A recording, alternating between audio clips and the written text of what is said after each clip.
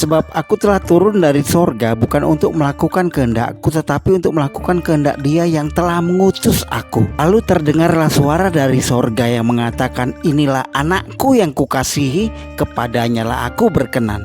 Sebab barang siapa menyangkal anak, ia juga tidak memiliki bapa. Barang siapa mengaku anak, ia juga memiliki bapa. Kalau Yesus Tuhan, kenapa Dia tidak tahu kapan Dia datang? Pertanyaan ini merujuk kepada kedatangannya yang kedua kali di akhir zaman. Sangat sering digunakan orang untuk membingungkan orang Kristen yang belum berakar. Pastikan kamu bisa menjawab dengan tepat akan pertanyaan-pertanyaan tentang pondasi iman Kristen yang sangat penting seperti ini. Jawabannya, Yesus tahu kapan Dia datang kembali. Yesus menyampaikannya 3 kali, dan nanti Paulus akan menjelaskan kenapa Yesus berkata tidak tahu, dan kemudian Petrus akan membuka rahasia bahwa Yesus tahu segalanya. Jadi pertanyaan ini dicomot mereka dari perkataan Yesus saat berkhotbah tentang akhir zaman di Bukit Zaitun. Ia berkata, tetapi tentang hari dan saat itu tidak seorang pun yang tahu, malaikat-malaikat di sorga tidak, dan anak pun tidak, hanya Bapa sendiri. Lihat kan kalau Yesus Tuhan, kenapa Dia tidak tahu kapan kedatangannya.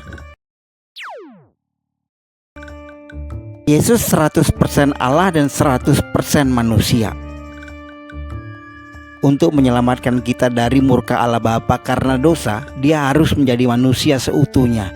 Dan hanya Tuhan yang pernah menjadi manusia lah yang bisa mengerti seluruh kelemahan kita, ketidakberdayaan kita melawan dosa, sehingga Dia mempunyai belas kasihan. Sebab imam besar yang kita punya bukanlah imam besar yang tidak dapat turut merasakan kelemahan-kelemahan kita. Sebaliknya sama dengan kita, Ia telah dicobai, hanya tidak berbuat dosa. Jika Dia turun dari sorga dengan wujud roh, Dia tidak mungkin bisa mati menggantikan kita, tidak ada darah tertumpah. Untuk itulah Dia harus datang dalam wujud manusia. Ini terkait darahnya yang nantinya menjadi pengganti darah binatang domba, seperti yang sudah dinubuatkan para nabi sebelumnya.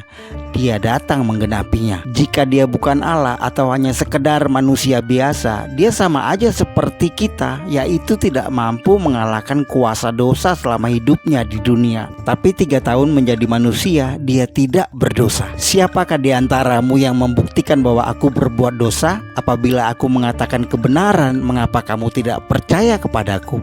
Tidak ada manusia biasa yang hidup saat itu bisa melawan kuasa dosa.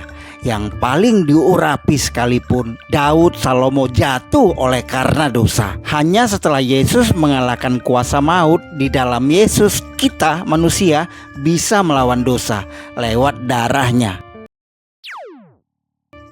Manusia diampuni, tapi dosa harus dihukum. Hukum Allah harus ditegakkan, keadilannya harus dinyatakan. Allah itu adil, jadi solusi Allah untuk mengampuni dosa harus tetap sesuai dengan tuntutan hukumnya, yakni upah dosa adalah kematian. Untuk itulah Allah mengutus Yesus ke dunia, kematiannya sebagai korban untuk memenuhi tuntutan hukum Allah akan dosa, yakni kematian.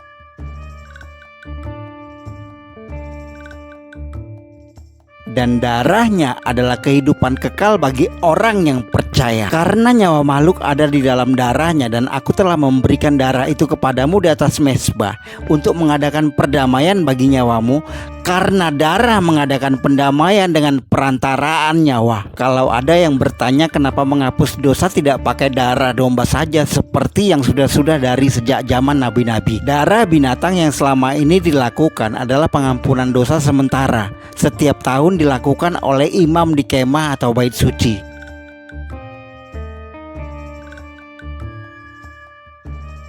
Semua itu hanyalah kiasan atau bayangan akan apa yang datang, yakni darah Kristus. Dan lagian Allah sudah tidak mau darah binatang. Sekali lagi, Allah sudah tidak mau darah binatang. Siapa kita manusia mempertanyakan kenapa Allah nggak mau lagi? Untuk apa itu korbanmu yang banyak-banyak, firman Tuhan? Aku sudah jemu akan korban-korban bakaran berupa domba jantan dan akan lemak dari anak lembu gemukan. Darah lembu jantan dan domba-domba dan kambing jantan tidak kusukai. Nah, sekarang kita masuk ke pertanyaan dan jawaban. Pertanyaan, kalau Yesus Tuhan, kenapa Dia tidak tahu kapan kedatangannya yang kedua kali? Saat Yesus berkhotbah akhir zaman di Bukit Zaitun, Yesus berkhotbah dalam sisinya sebagai seorang manusia. Selama dia di bumi, dia sementara waktu melepaskan keilahiannya untuk tujuannya sebagai seorang manusia yang menggantikan domba. Dia melepaskan kemahatauannya. Dia 100% menjadi manusia. Dia memiliki keterbatasan. Dia lapar, dia lelah, dia menangis. Tapi agar statusnya sebagai anak Allah yang diutus Bapa meyakinkan banyak orang, dia tetap bisa membuat mukjizat luar biasa. Nah, keterbatasannya sebagai manusia inilah yang membuat dia mengerti tentang beban manusia. Karena dengan dia menjadi manusia, dia tahu benar betapa lemahnya daging manusia. Berjaga-jagalah dan berdoalah supaya kamu jangan jatuh ke dalam pencobaan. Roh memang penurut tetapi daging lemah. Nah, sekarang kita masuk ke jawaban Paulus. Jawaban ada di Filipi 2 ayat 5-11 yang menerangkan ini secara lengkap. Tapi kita persingkat, kita tampilkan di sini ayat 6-7 saja. Yang walaupun dalam rupa Allah tidak menganggap kesetaraan dengan Allah itu sebagai milik yang harus dipertahankan, melainkan telah mengosongkan dirinya sendiri dan mengambil rupa seorang hamba. Perhatiin kata mengosongkan dirinya, artinya Yesus melepas atribut dirinya sebagai Tuhan, menjadi manusia dengan keterbatasan selama berada di bumi, sehingga ia mengatakan hanya Bapa saja yang tahu. Jawaban Petrus, setelah Yesus bangkit dari kematian, Yesus menjumpai Petrus. Disinilah kita tahu semuanya sudah berbeda. Semua kemuliaannya sudah dikembalikan. Kasih agape Yesus lah yang menyentuhnya 3 kali ke lubuk hatinya yang terdalam, sehingga kita bisa mendengar rahasia tentang kemahatauan Yesus. Kata Yesus kepadanya untuk ketiga kalinya, "Simon anak Yohanes, apakah engkau mengasihi aku?" Maka sedih hati Petrus karena Yesus berkata untuk ketiga kalinya, "Apakah engkau mengasihi aku?" Dan ia berkata kepadanya, "Tuhan, engkau tahu segala sesuatu. Engkau tahu bahwa aku mengasihi engkau." Kata Yesus kepadanya, "Gembalakanlah domba-dombaku."